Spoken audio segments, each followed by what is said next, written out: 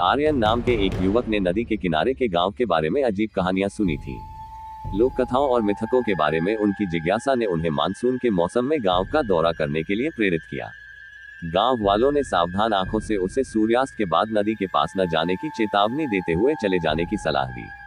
एक बूढ़ी औरत ने कांपती आवाज में कहा, रात के अंधेरे में नदी के साथ खेलना नहीं, कहीं कोई लौट के नहीं आया। लेकिन आर्यन अलग थे। वह भूत प्रेत में विश्वास नहीं करते थे। वह विज्ञान के जानकार व्यक्ति थे, हमेशा तार्किक स्पष्टीकरण की तलाश में रहते थे। अपने कैमरे और हाथ में एक नोटबुक के साथ वह रहस्यमय नदी के पीछे की सच्चाई को उजागर करने के लिए निकल पड़ा। नदी अपने आप में शानदार थी। इसका पानी जीवन रेखा की तरह बह रहा था, जमीन को एक निशान की तरह काट रहा था। ग्रामीणों ने नदी के किनारे से दूर विपरीत तट पर अपने घर बनाए थे, जहां की भूमि प्रकृति द्वारा अभिशप्त प्रतीत होती थी। लेकिन खोज करने के लिए दृढ़ संकल्पित आर्यन ने एक शाम एक संकीर्ण पुल को पार किया, जब सूरज क्षितिज से नीचे डूब गया, जिससे पानी पर भयानक छाया दिखाई देने लगी। जैसे ही वह नदी के किनारे चला, हवा भारी हो गई। पेड़ों की हल्की हल्की सरसराहट कुछ फुसफुसाती सी लग रही थी। हालांकि आर्यन को बेचैनी महसूस हो रही थी, लेकिन उसने इस अनुभूति को दूर किया और अपनी यात्रा जारी रखी। उनका लक्ष्य नदी के किनारे पुराने जीर्ण शीर्ण मंदिर तक पहुंचना था, एक प्राचीन स्थान जहां ग्रामीणों का दावा था कि एक बार नदी की आत्मा को प्रसन्न करने के लिए अनुष्ठान आयोजित किए गए थे। रात आर्यन की अपेक्षा से अधिक तेजी से ढल गई। चांद ऊंचा उठ गया और उसका प्रतिबिंब पानी की सतह पर नाचने लगा। जैसे ही आर्यन मंदिर पहुंचा, उसने देखा कि माहौल बदल रहा है। हवा अस्वाभाविक रूप से शांत हो गई और उसके चारों ओर जंगल की आवाजें गायब होने लगी। एकमात्र ध्वनि जो बची थी वह थी नदी की धीमी कलकल। अचानक आर्यन ने कुछ सुना, एक फुसफुसाहट, हल्की लेकिन स्पष्ट। उसका दिल तेजी से धड़कने लगा। वह मुड़ा, लेकिन वहां कोई नहीं था। आज रात तू मेरे साथ चलेगा? आवाज नदी से आती हुई लग रही थी। आर्यन अपने ट्रैक में जम गया। आवाज धीमी थी, फिर भी उसमें एक निर्विवाद शक्ति थी। नदी का पानी ऐसे लहरा रहा था मानो पुकार का उत्तर दे रहा हो। वह पीछे हट गया, उसका दिमाग तेजी से दौड़ रहा था। लेकिन इससे पहले कि वह मुड़ पाता, कोई ठंडी चीज उसकी त्वचा से टकराए। उसने नीचे देखा तो उसकी छाया नदी की ओर अस्वाभाविक रूप से लंबी खींचती हुई दिखाई दी। आर्यन में भय का भाव भर गया। कुछ ठीक नहीं था। उसने एक कदम पीछे हटने की कोशिश की, लेकिन उसके पैर ऐसे लगे जैसे वे जमीन से चिपक गए हो। उसका कैमरा, जो उसने अपने हाथों में पकड़ रखा था, उसकी पकड़ से छूटकर जमीन पर गिर गया।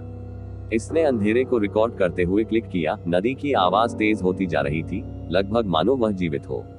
मुझे छोड़कर मत जाओ, मुझे ये नदी में खोया गया प्यार चाहिए। आवाज फिर से गूंजी, अब तेज और अधिक हताश। दूरी में आर्यन को नदी से उभरती हुई एक आकृति दिखाई दे रही थी। उसकी छाया चांदनी के नीचे हल्की चमक रही थी। यह एक महिला थी, या कम से कम प्रतीत होती थी। उसके बाल लंबे और काले नदी की तरह बह रहे थे, लेकिन उसका चेहरा धुंधला था, एक छाया की तरह जिसने अपना असली रूप प्रकट करने से इनकार कर दिया था। आर्यन का दिल जोर से धड़क उठा। यह कोई साधारण महिला नहीं थी। उसने हिलने की कोशिश की, लेकिन उसके पैरों ने उसकी बात मानने से इनकार कर दिया। जैसे ही वह धीरे धीरे उसकी ओर बढ़ी, उसकी आंखें उस आकृति पर टिक गईं। पानी के हल्के छींटे पड़े, क्योंकि उसके पैरों से जमीन पर कोई आवाज नहीं आ रही थी। आर्यन को अपनी सांसें अपने गले में अटकती हुई महसूस हुई।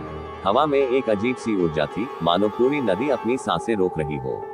आकृति उसके सामने रुक गई और पहली बार आर्यन उसका चेहरा स्पष्ट रूप से देख सका। वह पीला, लगभग भूतिया खोखली आंखों वाला था, जो उसे छेदता हुआ लग रहा था।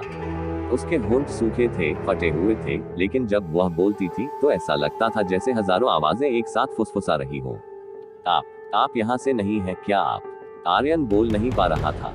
उसका दिल उसकी छाती में धड़क उठा। उसने समाधि से मुक्त होने की कोशिश की, लेकिन यह असंभव था। आकृति ने अपना हाथ बढ़ाया, उसकी उंगलियां लंबी और हड्डीदार थी, और उसके माथे को छुआ। उसके दिमाग में छवियां कौंध गईं। नदी पर बहती एक पुरानी नाव की झलक, किनारे पर खड़ी एक महिला किसी का इंतजार कर रही थी। एक आदमी की आवाज उसे पानी से बुला रही है, केवल उसे धोखा देने के लिए। नाव पलट गई और महिला डूब गई। उसकी चीखें नदी की गहराई के कारण शांत हो गई।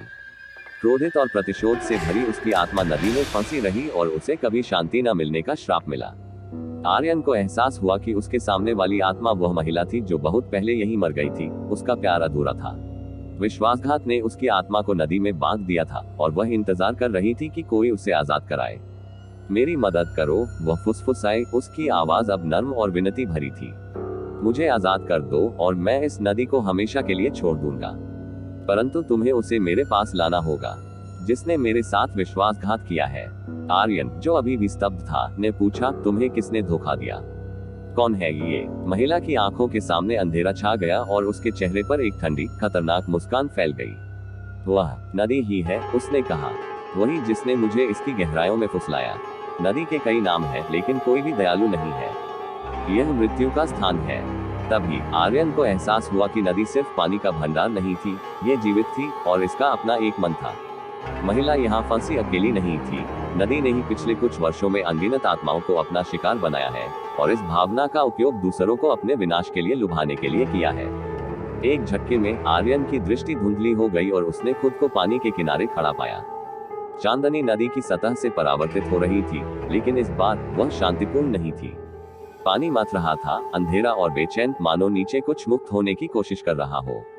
वह महिला की ओर मुड़ा, लेकिन वह अब खड़ी नहीं थी। इसके बजाय उसका रूप नदी के पानी में विलीन हो गया था। उसकी उपस्थिति उसके चारों ओर महसूस हुई। फुसफुसाहट की आवाजें तेज हो गईं। भागो या नदी के साथ एक हो जाओ। आर्यन को पानी का खिंचाव महसूस हो रहा था। एक जबरदस्त ताकत उसे अंदर खींचने की कोशिश कर रही थी। दहशत फैल गई और वह लड़खड़ाकर पीछे की ओर गिर गया। लेकिन जैसे ही उसने पीछे मुड़कर गांव की ओर देखा, उसने कुछ और भी भयानक देखा। सभी ग्रामीण नदी के किनारे खड़े थे। उनके चेहरे खाली थे, उनकी आंखें खाली थी। वे अब इंसान नहीं थे, बल्कि नदी का हिस्सा थे। उनकी आत्माओं पर आत्मा ने बहुत पहले ही दावा कर दिया था। आखिरकार आर्यन के पैरों ने उसकी बात मानी और वह दौड़ने के लिए मुड़ा। पानी की तेज आवाज से हवा घनी हो गई, मानो नदी ही उसका पीछा कर रही हो। उसका दिल तेजी से धड़क रहा था। हर कदम उसे शापित नदी से दूर ले जा रहा था। लेकिन आवाज, महिला की आवाज, हवा में उसका पीछा कर रही थी। मुझे मत भूलना आर्यन। आर्यन कभी गांव नहीं लौटा।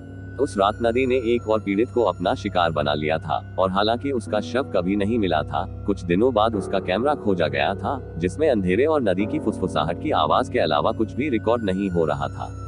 ग्रामीणों ने चुपचाप अपना जीवन जारी रखा, सच्चाई से अवगत थे कि समय आने पर नदी एक और आत्मा का दावा करेगी। और जैसे ही चांद एक बार फिर उग आया, नदी की आत्मा धैर्यपूर्वक अपने अगले शिकार की प्रतीक्षा करने लगी।